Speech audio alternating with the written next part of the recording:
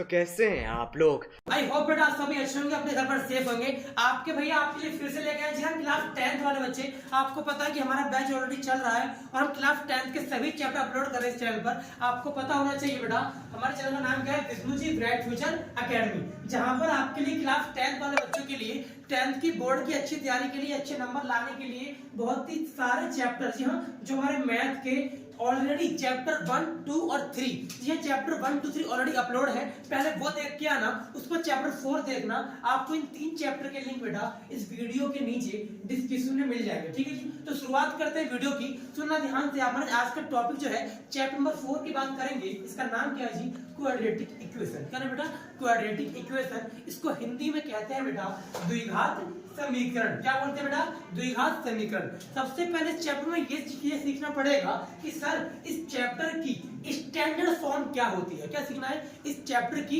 Standard form क्या होती है। लेकिन हाँ प्लीज बेटा, अगर आप चैप्टर सीख रहे हैं तो इस चैप्टर को सीखने के लिए, हालांकि चैप्टर बहुत इजी है, इस चैप्टर को सीखने के लिए हमें सारे बेसिक फॉर्मूले याद होने चाहिए। जी हाँ, बिल्कुल सही सुना आपने। हमने अलजेब्रा के अंदर जितने भी a प्लस बी के होल स्क्वायर या माइनस बी के होल स्क्वायर, इस टाइप के जितने भी फॉर्मूले पढ़े थे क्लास 9 वाले बच्चों ने चैप्टर 2 में पढ़े होंगे।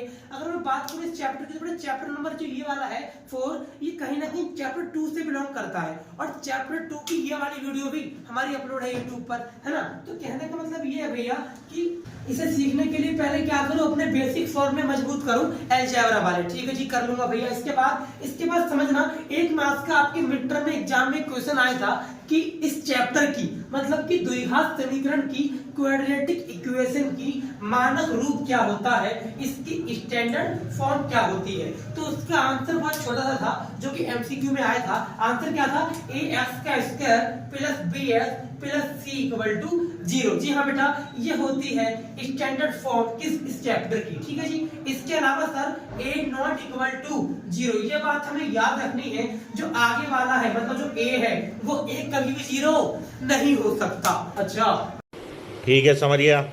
मतलब ये कि अगर कुछ सोच के देखो, अगर a 0 हो गया तो ये क्या बन जाएगा सर, ये bs प्लस c बन जाएगा। जी हाँ सर, बिल्कुल सही बात है सर। ये कहना चाहते हो आप कि द्विघात वर्ग का मतलब ही क्या है, जिसके ऊपर 2 घात हो। बिल्कुल सही बात है। यानी सर हम इस चैप्टर को पहचानने का तरीका यही है कि जिसमें सबसे हाईएस्ट पावर 2 हो उसे द्विघात समीकरण कहा जाता है। और इसकी स्टैंडर्ड फॉर्म क्या होती है बेटा जी, ax की power 2 plus bs plus c। याद रखने वाली बातें ये हैं, आपको a और b और c का पता लगाना है। तो a का पता लगाने के लिए क्या होता है सर, जो x की पावर 2 से गुणा होता है ना, क्लास 9 में भी है ये चैप्टर और ये सेम बातें वहां पर रिपीट होती हैं। सर जो x की पावर 2 से गुणा होगा वो a है, जो x के साथ गुणा होगा वो b है, और जो c है वो कांस्टेंट टर्म है, सिंगल टर्म है। बिल्कुल सिंगल है वो मेरी तरह, ठीक है जी, कांस्टेंट टर्म है। तो कहने का मतलब ये हुआ सर कि कहीं ना कहीं a b c का हम पता लगा लेंगे। इसके बाद चैप्टर सीखना क्या है, इस चैप्टर में सीखने के लिए मैंने इसको डिवाइड किया 3 कॉन्सेप्ट में। जी हाँ,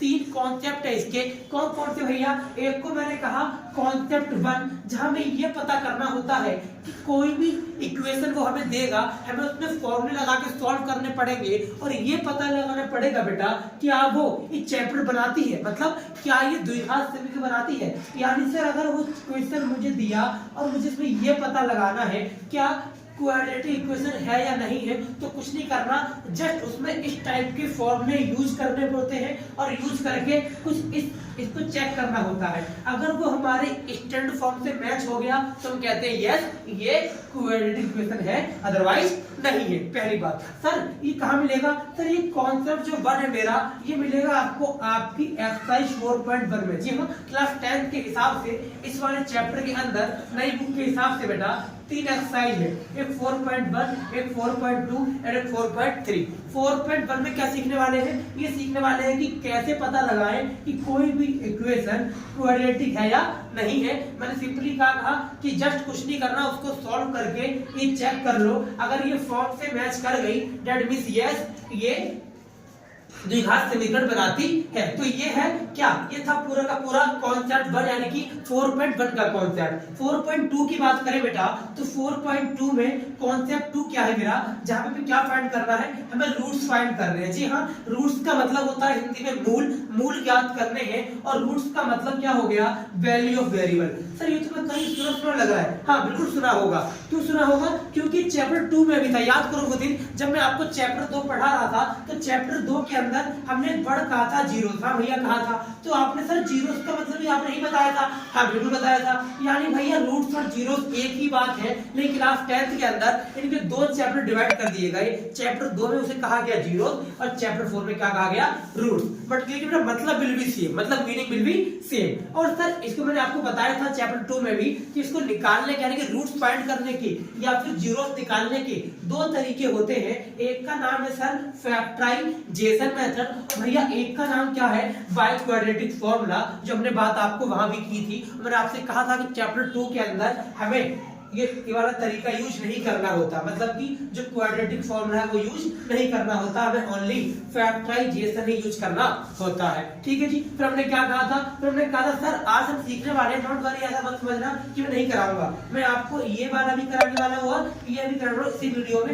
इसे लास्ट तक बने रहना, वीडियो को लास्ट तक देखना। ये पूरा का पूरा चैप्टर आपको 6 से 8 मार्क्स बड़े प्यार से लेके जाएगा, इसलिए वीडियो को लाइक करना मत भूलना बेटा, और सुनेंगे ध्यान से। अब करना क्या है सर, ये वाला सेम चैप्टर 2 वाला ही है, बिल्कुल हाँ चैप्टर 2 वाली डोंट वरी, फिर से आपको कराऊंगा। लेकिन इसका नाम एक और है, क्या, स्प्लिट मिडिल टर्म मेथड। क्या नाम है इसका, स्प्लिट मिडिल टर्म मेथड, जो कि हम क्लास 9 में भी सीख चुके थे। क्लास 10th का जो मैंने चैप्टर 2 अपलोड किया वहां भी सिखाया था, आज फिर से सिखाऊंगा, डोंट वरी अबाउट इट। ठीक है सर। सर आपने लास्ट में क्या लिखा, मैं लिखा use any method to find roots, मतलब इन दोनों में से कोई भी तरीका यूज करो, आपका आंसर जो है, आपकी जो रूट्स है, जो आपके रूट्स निकलेंगे वो सेम ही निकलेंगे दोनों केसेस से।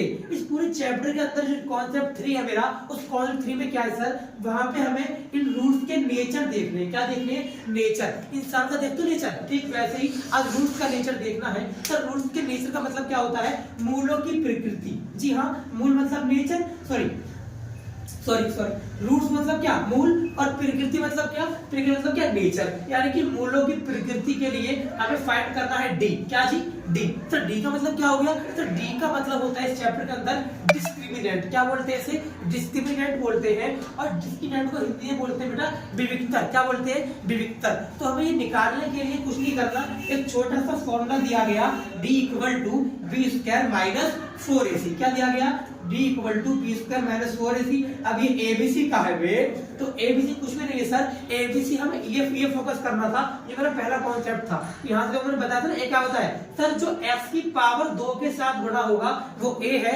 और जो x के साथ मल्टीप्लाई होगा वो b है, और जो सिंगल टर्म होगी c, वो कांस्टेंट टर्म होगी काउंटिंग वाली, वो c होगी। आगे बात समझ, तो कहीं ना कहीं d निकलेगा, d निकालने बाद d के रूट बताऊंगा, नेचर बताऊंगा, d के नेचर के बाद इस तरीके से कहानी आगे बढ़ती है। तो चलते हैं, आपको बताता हूं। 4.1 तो इजी आप कर लोगे, जस्ट अप्लाई द फॉर्मूला और चेक इक्वालिटी है या नहीं है। ठीक है जी। और 4.2 के अंदर मैं आपको एक क्वेश्चन कराने वाला हूं, डोंट वरी, दोनों क्वेश्चन कराने वाला हूं, वीडियो को लास्ट तक देखना बेटा, और आपको इन दोनों तरीके से मैं सेम आंसर निकाल के दिखाऊंगा। तो मैं 4.2 का आपका एक क्वेश्चन करके दिखाता हूं आपकी बुक का, देन हम 4.3 का भी एक क्वेश्चन करेंगे जहां मैं आपको नेचर निकालना सिखाऊंगा। ठीक है जी, तो वीडियो को लास्ट तक देखना। हाँ जी, तो बात करेंगे आपके 4.2 की। जी हाँ, बच्चों को ना बहुत डर लगता है रूट वाले सवालों से, तो लगता है भैया रूट वाले सवाल कैसे होंगे, तो सबसे पहले यही कराओ। तो जो डाउट आपको आते हैं वही डाउट वाले सवाल को कराने आए हो बेटा, सुनना ध्यान से।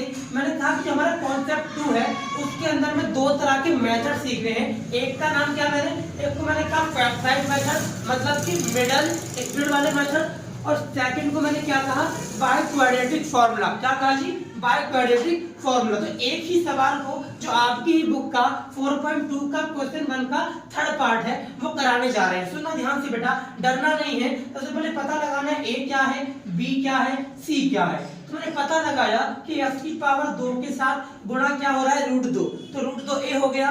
सर b क्या हुआ, जो x के साथ मल्टीप्लाई है यानी कि 7। सर c क्या हुआ, जो कांस्टेंट टर्म है वो c हो गया। सर नाउ, सर आपने सिखाया था ना चैप्टर 2 में, हाँ बेटा वही बात तो है, है ये, कुछ नहीं करना, c को a से करना है मल्टीप्लाई। इससे क्या होगा, इससे हमें एक नंबर मिलेगा, देखो जी 5√2 मल्टीप्लाई में √2, c को a से करना ना कि x वाले टर्म से, ठीक है जी। तो √4 हो गया और √4 का मतलब 2 हो गया, मतलब सर 5 × 2 कितना आएगा जी, 10 आएगा। ओ अच्छा सर, मतलब कहीं ना कहीं जो आपने बताया था कि जो नंबर मल्टीप्लाई करके आता है, इन दो नंबर इसको ब्रेक किया जाता है ऐसे दो नंबरों में जिनको जोड़ने या घटाने, जी हाँ बिल्कुल याद आ गया आपको बेटा, यही वाला बता रहा हूं मैं, प्लस और माइनस करने पर बीच वाला आ जाए और मल्टीप्लाई करने पर 7 आ जाए, तो मिल तो क्या सर 5 2 जा, बिल्कुल सही कर रहे हो बेटा, क्यों, क्योंकि 5 2 जा 10 होता है और 5 और 2 को जोड़ने पर 7 आता है। सर हो गया ब्रेक, बिल्कुल हो गया, देखो कैसे हो गया सर, आगे वाला सेम लिखा प्लस 7 को मैंने क्या लिखा 2x प्लस 5x, जी हाँ लिख सकते हैं, इट्स पॉसिबल, ओके। और सर लास्ट वाले को भी सेम छाप दिया, सर इतना ही है और क्या, खाली बीच वाले को ब्रेक करके दो पार्ट में लिखा। अब यहाँ भी बहुत बड़ी कला है बेटा, ये अच्छे बच्चों को नहीं आता, यहाँ पे मैं कॉमन लेना सीखना है, देखो ध्यान से, यहाँ पे √2 है और यहाँ पे 2 है, तो आपको पता होना चाहिए, आपको पता होना चाहिए क्या कि 2 का मतलब √2 × √2 होता है, क्या ये बात आपको पता थी, बताना कमेंट करके जरा।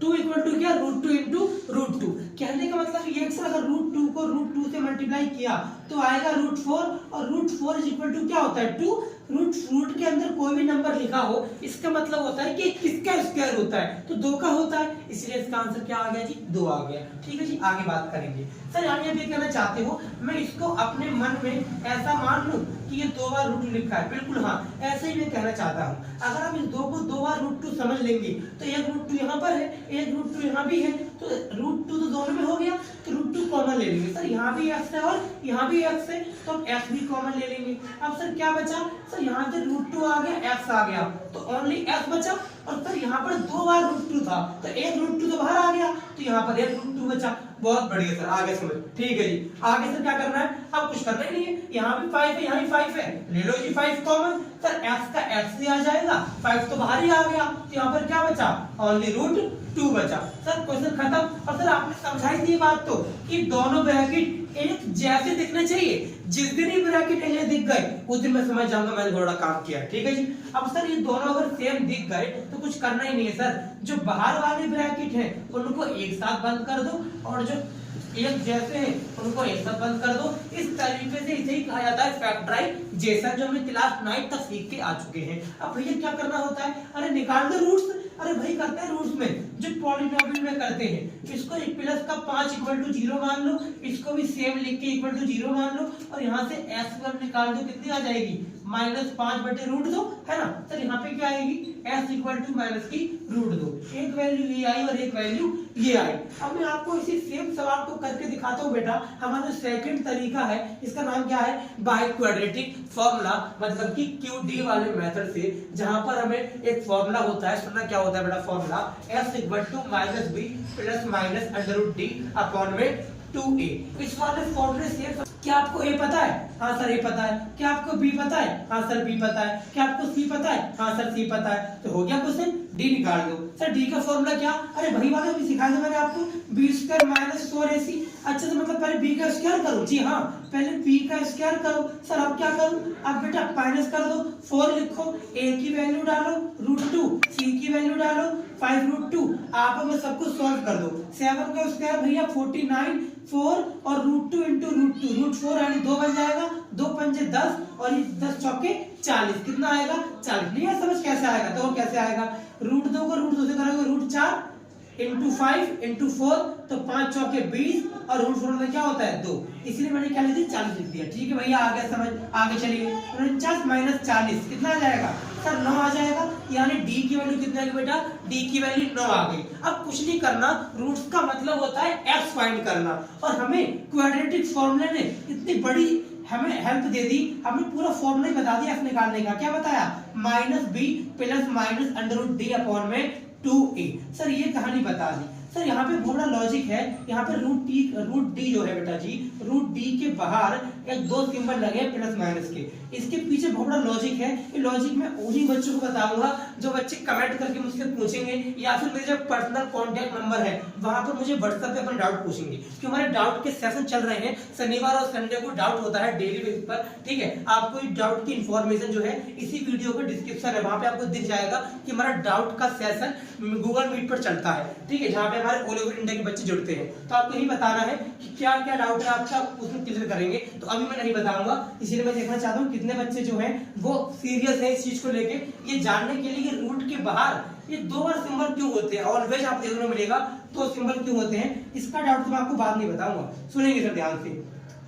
सर बी की वैल्यू कितनी है, बहुत सिंपल, आपने निकाली थी, आपने कहा ये 7, तो यहाँ लिख दो माइनस का 7 प्लस का माइनस, सर अंदर क्या लिखूं, 9 लिखोगे ना, वैल्यू कितनी आई थी डी की 9 आई थी, अपॉन में क्या लिखोगे 2a। सर a का मतलब क्या है, a की वैल्यू देख लो क्या थी, √2 थी।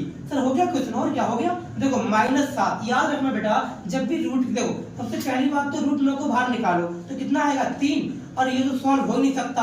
अब देखो याद रखना जब भी ऐसा केस बने इसका मतलब होता है एक बार 7 माइनस के साथ में जोड़ना है, क्या जोड़ना है प्लस का 3, और एक बार इसी माइनस के साथ में माइनस करना है 3, और फिर नीचे वाला सेम रहेगा। भाई आप क्या करें, कुछ नहीं, -7 प्लस 3 कितना आएगा माइनस का 4, और अपॉन में 2√2। सर 2√2 कैसे लिख दूं, ऐसे कैसे लिख दूं भैया, यहाँ पर यहाँ भी सेम लिख दो, -7 और -3 कितना आएगा माइनस का 10, और माइनस का 10 अपॉन में क्या, अपॉन में 2√2। अब भैया क्या करूं, अब कुछ करना ही नहीं है, 2 से इसे काट दो, कितना आ जाएगा माइनस का 2 अपॉन में √2, और सर यहाँ पे कितना आएगा, यहाँ पे आएगा 2 से काट दो उसको, सर माइनस का 5 अपॉन में √2। सर एक आंसर तो मैच हो गया, जो आप बता रहे थे कि दोनों सेम आएगा, तो एक तो आ गया माइनस का 5 और √2। भैया ये वाला क्यों नहीं आया, ये भी आ गया, ध्यान से देखो इस चेहरे को। सर ये कैसे आ गया, आपने बचपन में वो पढ़ा था रसमलाई, अरे फिर से नहीं मिली रसमलाई, अरे फिर से नहीं मिली रसमलाई, सॉरी